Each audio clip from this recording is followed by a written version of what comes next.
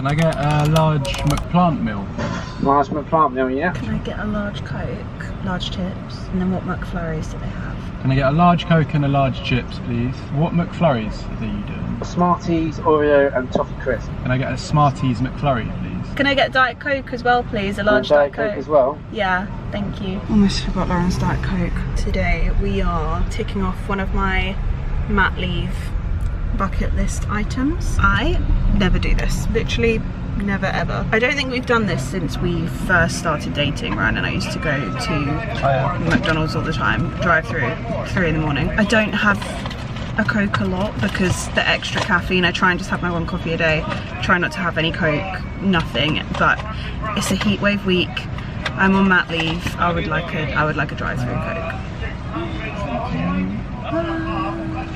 This is how I tipped 2 of the Dubai chocolate coupes drinks all over myself. Can you hear that ice clinking? There is just no better sound. Yeah. No better sound. Not the bump and the McDonald's. Oh my god, wow. That's so good. Good morning everybody. Slightly out of breath because I've just run up the stairs. Well, not run, I don't do that anymore. This morning, I've just woken up. If I sound like I've just woken up, that's why. I woke up to clear fluid leaking out of me. I was having a nice sleep. It's day like 2 or 3 of mat leave. Having my nice little lie-in, thinking, oh, this is lush, I love mat leave. Woke up to just lots of clear fluid running out of me and I was like, So yeah, we are going to hospital to find out if my waters are broken because I don't know if I'm having contractions. I have some cramping, but I was like, that could be anxiety. Who knows? I don't. We're gonna go to hospital and they're gonna have a little look. We're gonna see. And yes, I am putting my SPF on and I will be putting a bit of makeup on. Gotta put my war paint on, you know? At first I thought I was a bit stressed, but now I think I'm just quite excited. I mean, this might be nothing. It might be nothing. She said it sounded like my waters are broken, so I'm not awake enough for this. Wow. Anyway, I'm gonna get ready and be back with you in a little bit. We are on our way. I am going slightly into denial at this point. I just can't. I don't know. Did I just pee myself? We're about to find out together. I'm all hooked up. I'm gonna be swabbed. I'm gonna find out if my waters have actually broken. I feel like myself. I'll never live it down. This won't make it into the vlog.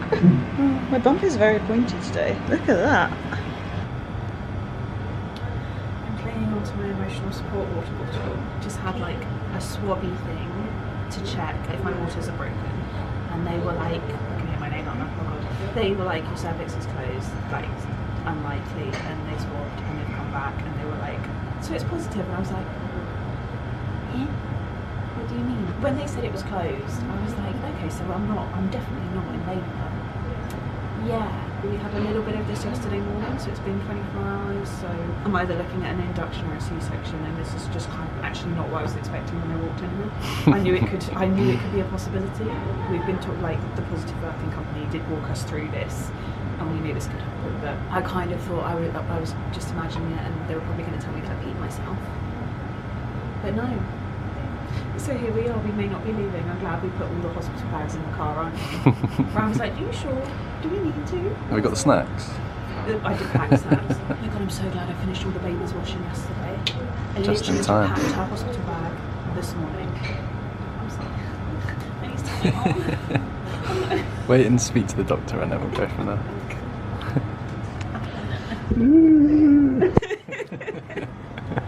I blame Lauren. Oh, the oxytocin. Yesterday.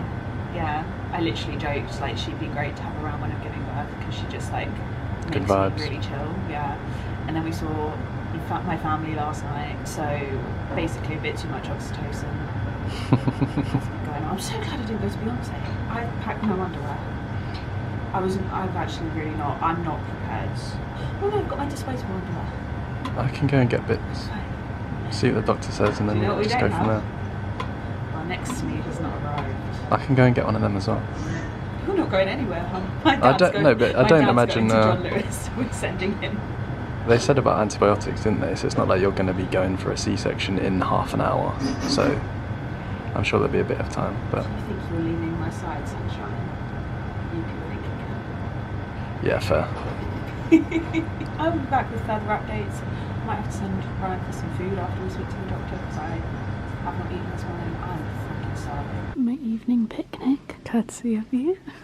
Thank you. So, a little update for you. Basically, my waters broke. They actually may have broken more than 24 hours ago, and it was just a tiny amount. But because of that, I now need to give birth very soon because the risk of infection is very high. Basically, I'm having my baby tomorrow. We're having our baby tomorrow. I am in shock a bit. I'm 37 plus, I will be 37 plus 2 tomorrow. So a little bit early. Did we have to overnight our next to me? Because the next to me that was coming has still not come. Yes, it was in the same order as the Moses basket. So we are royally screwed. I'm having my baby tomorrow. That is wild. I was really hoping I might go into natural labour today. It didn't happen. But either way, I am not giving birth at home, which was my original choice. So it's been an interesting day. It was a lot of us trying to decide what we wanted to do because this was not something we thought about on the birth plan. I felt like when people were talking to me about this scenario, it was so rare. I googled and it's like 60% of people. My husband brought me a picnic, which I've tried my best to eat. He's going to be leaving me this evening, which I'm a bit sad about, but we need him well rested and tip top and not sleeping in this chair. Good. Do you think? God, I would not want to sleep in that chair. Yeah, this is where we're at. Thank you to everyone who recommended I pack one of these for me and one of these for Ryan. You are my favourite people. This has been a godsend. This heatwave week is definitely my challenge. Is like I want to be out. I want to be out in the sun. So yeah, got my fan. Got the happy hippos. Strawberries. Stanley. There's a Costa downstairs and I just keep going down being like, can I have some ice please? And it's honestly the best thing. That is me for this evening. They're gonna check me at 10. Ryan's gonna go home. We're gonna get some sleep and then we're having our baby tomorrow. I can't wrap my head around it. I keep saying it. One of my friends had a C-section at 37 plus 2, literally 2 months ago. And I keep saying to her, like, does it sink in? Like, it's such a shock.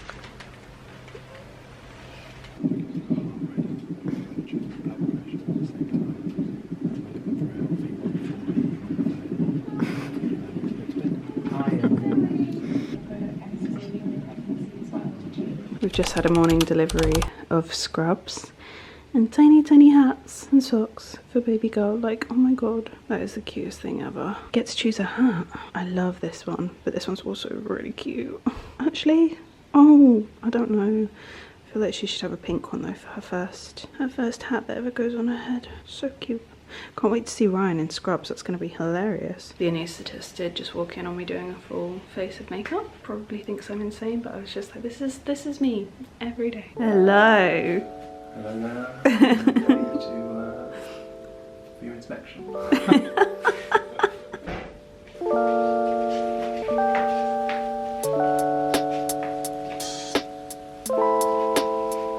She's back. We still have a house full of people, so if you hear background noises, that's just the way things are at the moment. The house is full. Still relying heavily on my village. I'm very aware that I left you right before I went in for my C-section, and if I don't actually catch up with you on what happened, I'm going to forget because I can already feel my brain starting to rewrite what happened. I like to describe it as the little like things in Inside Out, the little guys on the control panel, like they send out happy memories of what happened and they're just like slowly tossing away the ones that they don't like. And that, ladies and gentlemen, is how the human race has lasted as long as it has, because let me tell you, this is going to be a positive birth story in the general sense of like medically it was positive, but for me, I have realized that I have a very low threshold for trauma. So if you're pregnant right now and you're looking for a positive birth story, come back and watch this after you give birth, because I am going to go into detail, and there's not going to be a single detail that I do not give you in this birth story. But just know before you click off that medically everything went really well. So I believe I last left you, we were getting ready for the C-section. We were like either just had been briefed or were about to be briefed on the C-section situation. I put my little hospital gown, I put that on. I think there were some really sexy compression socks potentially, if I remember rightly. My flip-flops, my Havaianas, which actually I bought for the hospital, but they have been my single favourite shoe in my postpartum life. I think we have a really stunning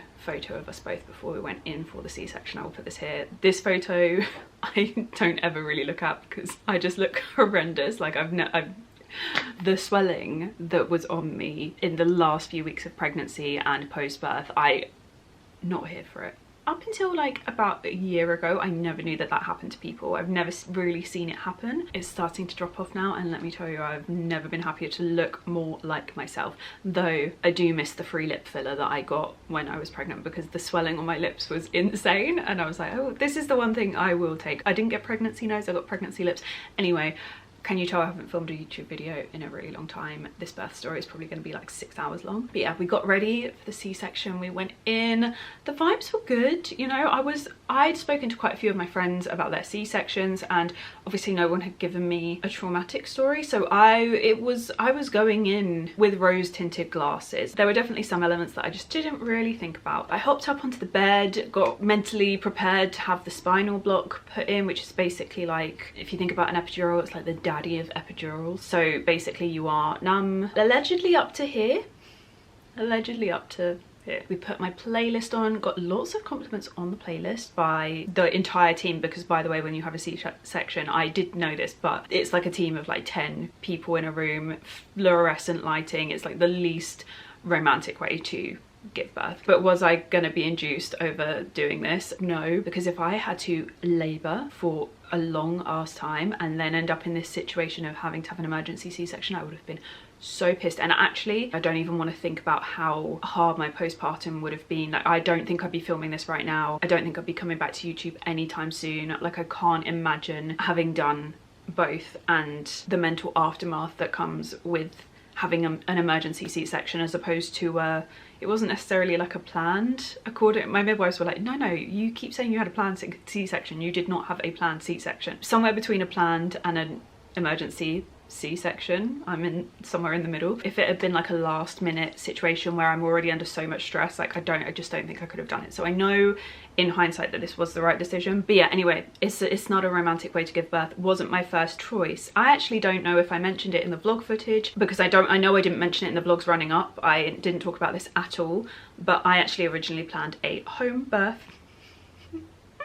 Yeah, I really wanted a home birth. I loved my midwife, she did home births. I really wanted to not be in a hospital environment. I know that it's not something that I particularly enjoy. My plan for a spontaneous birth was home birth. My plan for if I was late was C-section, because I didn't want to be induced, but I also didn't want baby girl just staying in there if I was late and getting bigger and bigger and bigger, because we did the maths from her 4D scan, which I know some people say can be really inaccurate, but ours was very, very accurate. By the way, lots of people like to say lots of things about pregnancy, being like, no, that's not accurate. No, you don't need to worry. First babies are always late. Do you know what I have learned in this whole experience is just not to listen to people, because my 4D scan, I was able to do the maths and I was very, very right on like the fact that she was a big baby and she weighed a lot. And my first baby, 3 weeks early, because actually, even though I was 37 plus 2, my waters broke on 37 weeks on the trot. Yeah, there were a lot of things in pregnancy that people were like, oh yeah, you'll be able to breastfeed, no problem. Don't worry about setting up any of your formula feeding stuff. Don't worry about it. You'll be fine. Don't listen to people. Just don't listen to people. Be prepared. Oh, you don't need much in your hospital bag. Most people are out within 8 hours. Lies. Lies. With that in mind, if she was late, which I didn't really think we'd get there, I really did think I'd go into spontaneous labour. My choice was a C-section, because I didn't want to be induced, because I just felt like my body doesn't respond well to being prodded, intervened with in any way. It doesn't like being on the pill, it just doesn't, there's a lot of things that it does, it just doesn't like being interfered with. So I just felt like an induction was probably just not going to go very well. And from most people I've spoken to, their inductions have led to emergency C-sections, especially like locally, weirdly. And I did actually speak to someone after giving birth, a midwife, and she asked me why I opted straight to the C-section, especially because I wanted to give birth via home birth vaginally. I think it's quite unusual for someone to yo-yo so hard, and I said because I just got the sense that induction would lead to an emergency C-section, which I know isn't, don't come for me, I know that it's not for everyone, but the midwife did say to me, in this hospital that is actually like the conversion rate is really high. So I know that it's not all inductions that lead to an emergency C-section, but apparently the hospital that I was giving birth at, that is actually a thing. Back to my birth story, because I can't remember where it was. I hopped up on the bed ready for my little spinal block situation. Playlist was playing. There's one song that I really loved, and that was the song that Delilah was actually born to. By the way, baby's name Delilah, if you didn't know this already from Instagram. But anyway, had my spinal block. I have to say I did flinch a tiny bit, which really does freak me out sometimes. Like sometimes I lie in bed at night thinking about it and I'm like, what about if this did do something to my back? I'm scared. It didn't hurt, but I felt something, if that makes sense. However, the highlight of this entire C-section, apart from my baby girl, was the fact that the anaesthetist was like, this is a Pilates and yoga back. And I was like, yes it is, but how do you know that? And they were like, we can tell by your posture and the way you are moving your back. And I was like, oh wow, that's so nice. I also got a compliment on my abs as I was being stitched up as well. So apart from the baby girl, those were my highlights. But anyway, they then lie you down, the spinal block starts to kick in, and this is where it went from me being really chill and so up for it to not being in the best space. My spinal block started to do its thing, and it just kind of kept going up. So the spinal block, I think maybe because of my size, I'm 5'2" if you are new here. I don't know if it's because of my size, I don't know why, I don't know if it's something that everyone has or just some people. It went up much higher than they said it would, and I would say it went up to about here. I could not feel myself breathing. I didn't realize that that's what it was at the time, that I couldn't feel myself breathing, but my brain immediately kind of started spiraling, and I was like, something is wrong, like I don't feel right. And I said it to like out loud to the entire room. I was panicking because I didn't know what I was feeling. It still makes me go a little bit funny to think about it, like that moment of panic, just trying to say to people like, I don't feel very well, I don't feel right, and I felt a bit sick. And in that moment you can tell everyone else in the room stops and kind of pays attention and panics a little bit as well, even though their job is to stay cool and calm and everything.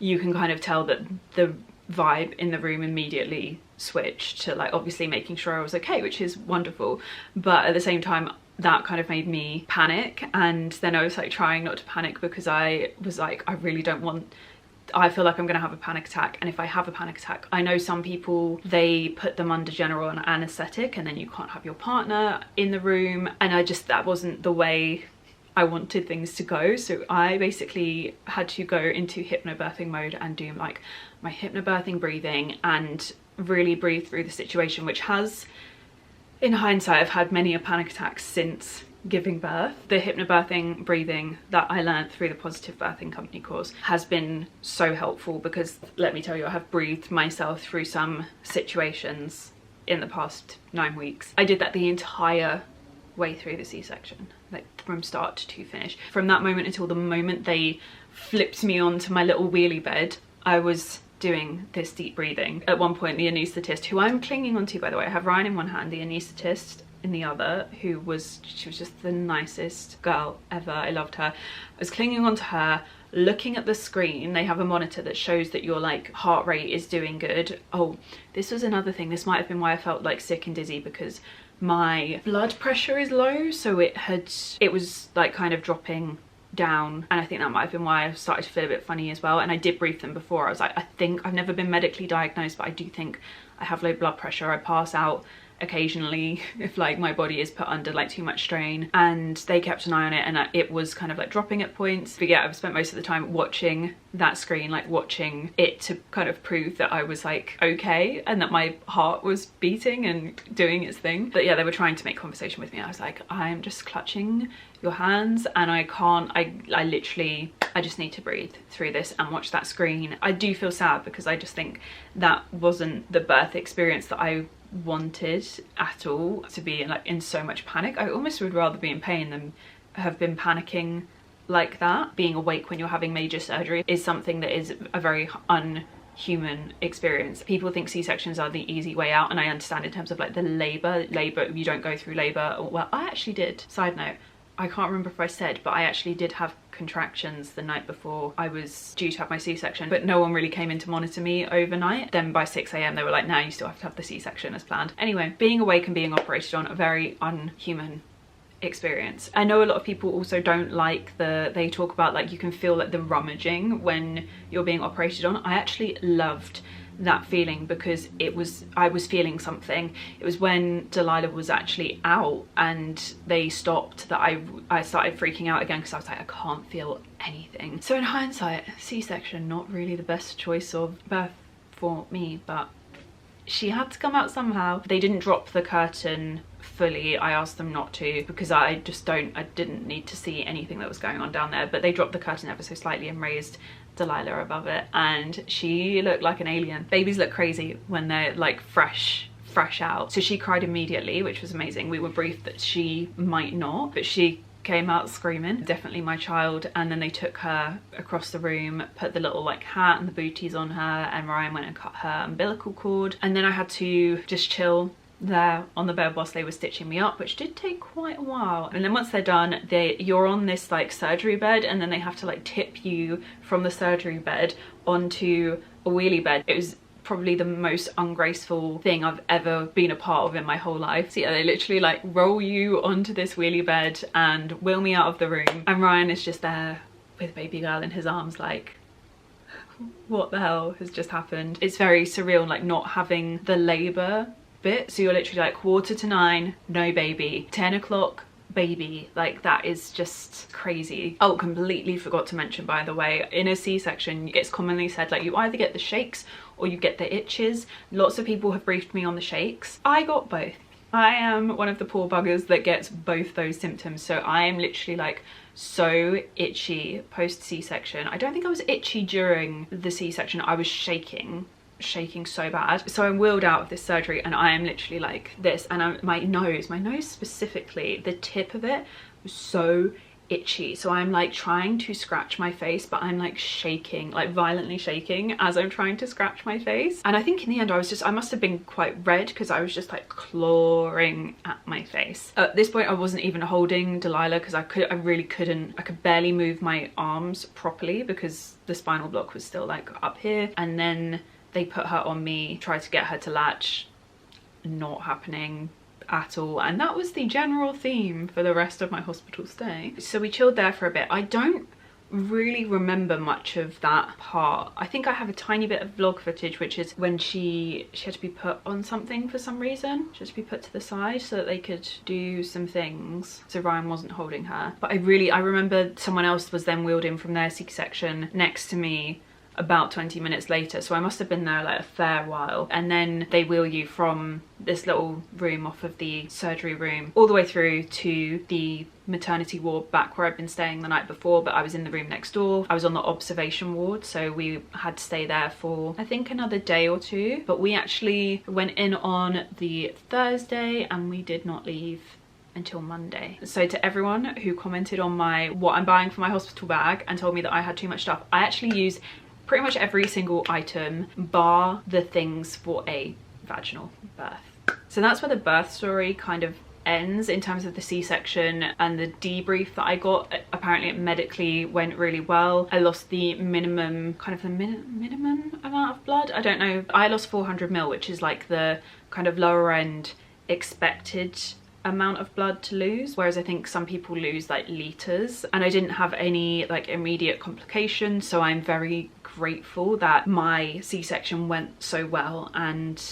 yeah, so grateful for that, because it went well and my mental health was still in the gutter after coming home. So I can't imagine how I would have felt if it hadn't been that way. For that reason, please don't ask me when I'm gonna have another child, because the answer may be one and done at this point, because I don't know if I can do that again. Like I didn't cope and I had the ideal situation. Where were we? Yeah, get wheeled into my observation ward. It takes a good couple of hours. I eventually, like, the spinal block, you literally feel it like going down, and the itching like kind of travels with it. I've never been so happy to be able to feel all of my body in my life by the time that had all worn off. And at this point we kind of come out of C-section world, and all of that is over and all of that is all good, and then we get into the world of having to harvest my freaking colostrum, which was non-existent. For reference, like 2 days after giving birth, I managed to fill a millimeter syringe after nearly 3 hours. Basically, I was not producing anything. I don't think I started producing anything until like the day we went home. And because of that, my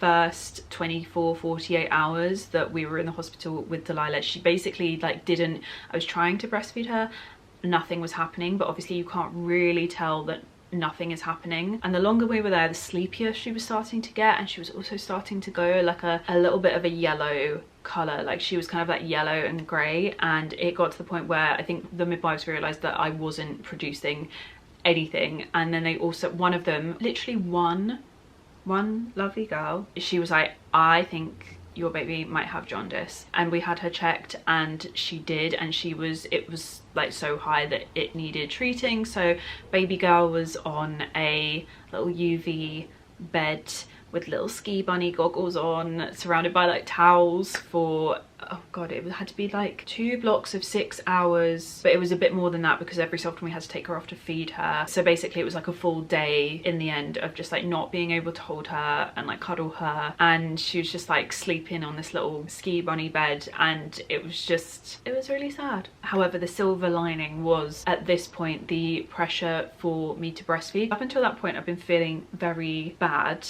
about the fact that like nothing was happening. I really felt like a lot of pressure to do it. Like I know some friends that have got in being like, I'm formula only, like don't even talk to me about trying to breastfeed, like I'm just going to formula feed. And I think because I wanted to, there was almost like this pressure to constantly keep trying, and I just ended up an absolute mess. Like I felt so disappointed in myself. Like at one point one of the midwives found me sobbing and she asked me what was wrong, and I was just like, I just feel like my body has like failed me at like multiple points. Like my waters are broken, then like nothing has happened, and then I'm trying to breastfeed and nothing is happening. And by the point when she was diagnosed with jaundice and they were like, we need to formula feed to flush it out, and by the way they basically whispered it, like it was criminal. And I just don't think that that should necessarily be the approach. At that point it became medically okay for me to not be breastfeeding, and the pressure just lifted. Mentally everything became a lot lighter, and also then my colostrum actually started like appearing, lo and behold. So we did a mixture of formula feeding and then the lamp situation, and over the next 24 hours she started doing so much better. But yeah, that was why we ended up having to stay in hospital for so long. Oh, the other thing that I was like, do I talk about this, do I not? If you have a C-section, I don't know if this is the same for any other birth types because obviously I've only got mine to work from, but I had a catheter in, I think that's what it's called, the bag that your pee goes into, from the surgery. That came out 6 hours after, maybe it's 12 hours after. So my surgery was in the morning and they took it out in the evening. I think they actually wanted it to come out 6 hours after, and I was like, can I have a little bit more time? My anxiety from the C-section was still fully with me at that point. I was so scared to like have to stand and walk, because that was basically like the if we take your catheter out you have to stand and walk and go to the toilet, and I was like, I don't know if I can do it. I was so scared. I was in so much pain. I have to say my hospital weren't great with dishing out the pain meds on time. I had a great experience, everyone looked after me really well, but it was almost like they kind of test me to see if I needed it by like having to like beg for it. But by the time I was like having to ring the bell for it would be like I was crying in pain because it had just like suddenly worn off. So yeah, first pee after, absolutely fine, don't be scared, just make sure you are chugging away. And my first poo after, absolutely fine, just breathe and don't push. Those two elements are actually so fine. For me it was more the journey to the toilet which was like my Everest. I think that's it for our hospital stay. It was mostly like the pressure to breastfeed and the jaundice that like really took over and kind of like clouded that nice newborn bubble. When we got home it actually didn't get a lot easier because we were just kind of like in a blur of like obviously shock. Sorry, I need to take a drink for this bit. Coming home was actually the worst bit when you are so unprepared. And I originally, my postpartum plan was to spend at least a week, just me and Ryan, just getting to grips with things, just being in our bubble, really romanticizing it in my head. What a mistake that was. What a mistake. And I really didn't think about the fact that giving birth 3 weeks early, whilst I'd done all my washing and we had the car seat in the car, like we had everything, like the bare minimum done. But because I've been lulled into such a false sense of security about being able to breastfeed, I didn't really think about the fact that we hadn't really thought of a way to formula feed from home and how we were going to do that. And obviously there's ready-made, which is great, but we hadn't really thought about even getting a prep machine. Bearing in mind we're like not mentally with it, we're not of this planet, with the lack of sleep for 4 days for Ryan, 5 days for me, because I've been in hospital the night before, and let me tell you, that place is like a furnace. So we were not sleeping, like it was maybe 20 minute sleeps at a time. I think less sleep than we've ever got with Delilah since we've been home. Like we've slept better with her since we've been home than we ever did in the hospital. But yeah, we were not of this planet. So trying to figure out how to do these things outside of a hospital setting, like we'd been so institutionalized, everything was pretty much done for you, so we just had no idea. We had none of that stuff for like coming home. The sterilizer hadn't even been set up, because I was like, oh well, the first kind of like few days home I'll just probably be breastfeeding, and then we'll sort out the pumping and the bottles and all of that as we get to it a few days later. But obviously we were coming home and we needed everything for formula feeding. By the way, even though I was producing some milk at this point, it was like absolutely nothing, and Delilah just had not mastered latching. We had so many midwives, like literally every single midwife in that hospital was trying to help, and in the end it was just like every time someone would try and help and it wouldn't work, I just felt worse and worse and worse. I'm saying this knowing that there's going to be some people that are going to really shit on me, but I'm saying this for the girlies that need to hear it, because I really needed to hear it. I was so much happier. I feel like I'm gonna cry.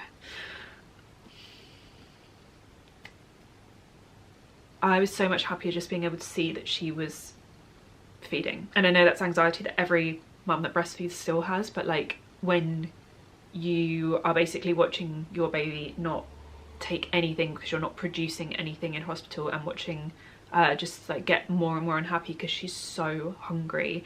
And then obviously she got jaundice because she just wasn't taking anything in, basically. When they switched us over to formula in the hospital, the relief that both Ryan and I felt from just being able to see her happy and content and feeding.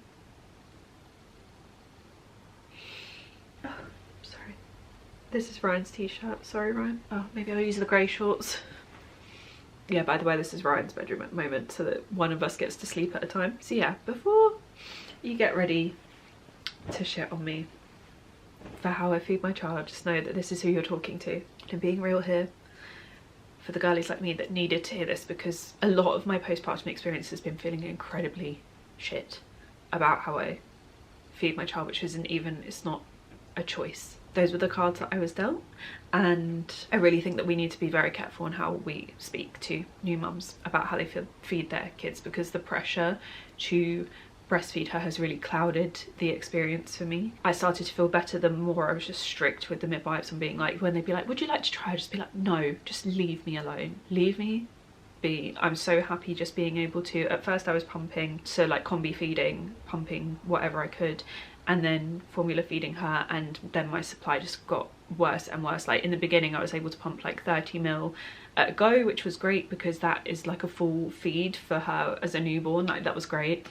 And then that was all I was continuously able to produce. And so as she's getting bigger and she's taking bigger feeds, it just became less, and then it just kind of got to the point where I wasn't even producing 30 ml. It would take me like a day to produce 30 ml, and then just got worse and worse from there. So yeah, like I said, that's really clouded my postpartum experience. And please don't leave me comments like, oh, take fenugreek leaves or whatever it is, like to we're done around here. I'm 9 weeks postpartum today. I've got my first period for the first time in God knows how long. I fear we're wrapped up. So yeah, coming home, we were not ready, not prepared in any way. We're trying to like get the sterilizer to like get set up and work, and we're so tired we can't even read the freaking instructions. And in hindsight, what I should have done is said to my mum and dad, I'm coming home at this time. I need you to meet us at the house, or like go to the house and get everything set up for us, or something. I needed to have Lent on that village so hard, and I didn't do that. That was the biggest mistake that we made. So like the first night home, both of us were just crying, trying so hard to get like the next to me set up, because that was not ready. Like there were so many things. We had the ability to get her home and that was literally it, and clothe her and change her, but nothing, literally nothing else. And then actually that night that I came home, I ended up having to go back into hospital because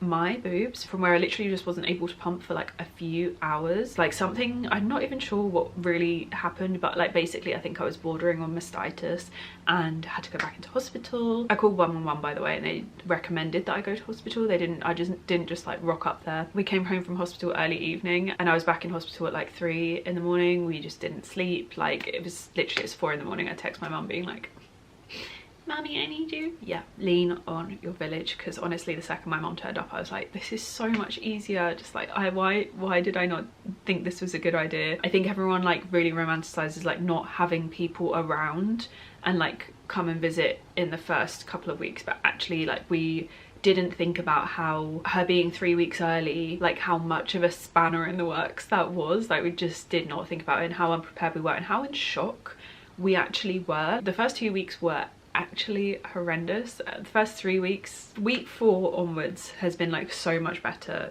for me. I'm so much happier. Like I would go as far, non-dramatically, like I need everyone to take me very seriously when I say this, because I know we say PTSD in jest sometimes, but I actually think I came away from that surgery with a certain amount of PTSD. If I felt anything, any twinges like in my back, like sometimes I'd just get like, I get tired in the afternoon or evening and feel a bit weak, it would do something to my brain and I would just start like having panic attacks. Like every other day I was having a panic attack triggered by just like feeling weak or feeling something that kind of reminded me of the C-section, or like if I talked about the C-section I would have a panic attack. But if you're watching this and you are in the trenches right now and you're in a very similar situation, just know that it really does get better every week. Like I actually think in hindsight, looking back, like one of my friends said it, she said, oh yeah, for me it felt like my nervous system took like a good few weeks to kind of right itself. And in hindsight I think that is kind of what was happening to me as well. I definitely think I came away from the hospital with a little bit of trauma. In terms of what some people go through, it's nowhere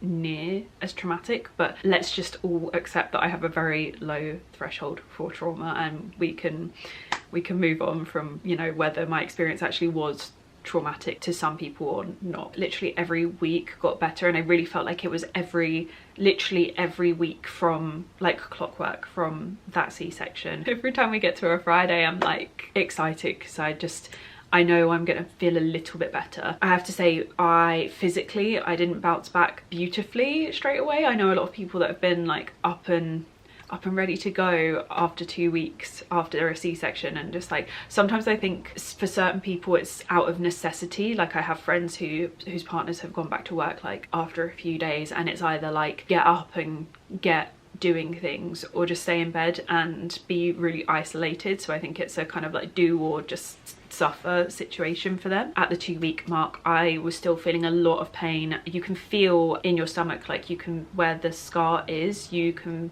the stitches are internal but you can feel that they're kind of there, and it hurts like your hips, like especially on one side where they've tied the stitches off. Like one of my hips would just be like in burning pain. That took a long time to go down. I don't know if I honestly maybe did a bit too much in the early days, like in the hospital, and then when I was coming home I was picking Delilah up myself. I was so stupid and refused to like accept help from Ryan. Miss Independent over here. Like I was really bad at the beginning at asking for help, and actually it's been a wonderful exercise in learning to ask for help. The 3 week mark I definitely felt like a little bit of an improvement, especially like mentally, but by four weeks was when I was like, wow, like I'm starting to feel normal again. So I would say the markers for me were like 3 weeks, 6 weeks, and 8 to 9 weeks has also been really great. Like this week I did my first 5k walk along the beach again. It really does, it does get so much better. Yeah, I love just like doing the little day-to-day things with her at the moment. I love snuggling up on the sofa with her, watching some Yellowstone, going for walks with her, going for coffees. Like I'm definitely, the last like leg of my mat leave is just going to be all that and just enjoying that so much. Maybe if I'm lucky she'll let me sleep a little bit more as well, because let me tell you this,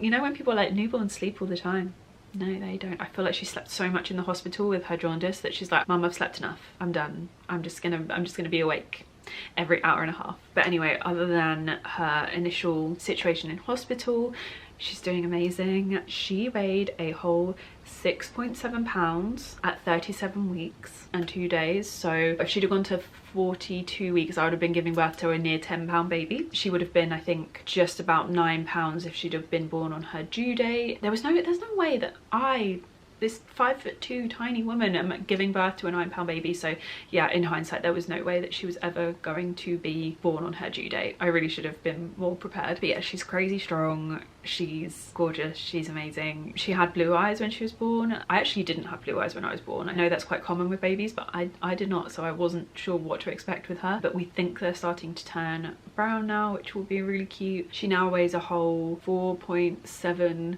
kilograms, which is pretty good going. She basically weighs almost as much as the dog. But yeah, because she is a formula baby, she's a little chunk, which is just so cute. And without making you wait any longer, I am going to introduce her very quickly now. That's great. I can't kiss you because I've got lip gloss on. It's gonna be sad but good for you. Hello. Say hello. Hi. I'm sleepy girl. You sleepy girl. We've got you with your eyes open on camera for 2 seconds. Oh, that was almost a wave. That could be interpreted as a wave. Say hi. You're so cute. You're so scruffy.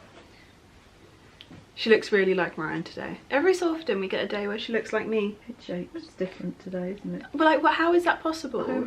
Like Ryan said this morning. He was today. like, "You look so different today." She was square above Yeah, long. yeah. And her eyes look different today. Some days we wake up, I think it's the days when they're browner. Yeah. She wakes up and she looks like me, and then when her eyes go a bit lighter, I'm like, I can't see it. You're gonna make Nanny walk you around the house 100 times before you go to sleep. You hungry? Oh, you're hungry and stinky.